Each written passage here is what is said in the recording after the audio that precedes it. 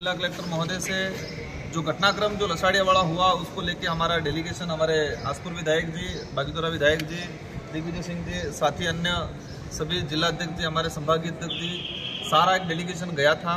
हमने 7 बिंदुओं के आधार पे जिला कलेक्टर महोदय और एसपी साहब से हमने चर्चा की है। इसमें मेन बड़ा जो बिंदु है, एक उदयपुर सांसद मन्नालाल जी रावत,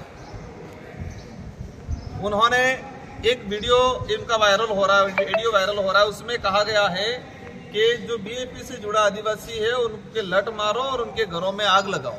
1 महीने पहले का ये वीडियो वायरल हुआ है और इसी का परिणाम लसाड़िया में, क्योंकि बीजेपी के कार्यकर्ताओं को लगा कि हमारा सांसद कह रहा है कि घरों में आग लगाओ, लट मारो, उनको पत्थर मारो, इस तरह से एक सांसद उकसा रहा है बीजेपी के कार्यकर्ताओं से।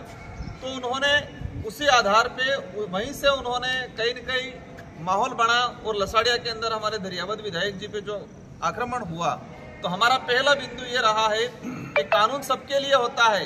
एक सांसद आम कार्यकर्ता को उकसा रहा है कि घरों में आग लगाओ, तो उस आधार पे कानूनी कार्रवाई होनी चाहिए, उसको लेके पहला बिंदु है।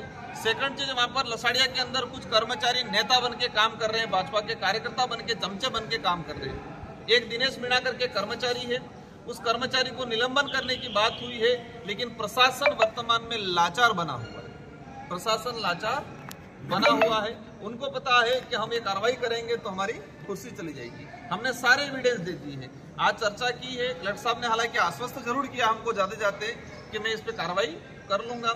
अगर कार्रवाई करते हैं तो ठीक है, कार्रवाई नहीं करते हैं तो हमारा डेलीगेशन अभी तय करेगा कि ये आंदोलन आगे बढ़ना है, धरना स्थल आगे बढ़ेगा कि इसका नया रूप लेगा, वो हम आगे भी हम बैठ के डिसाइड करेंगे।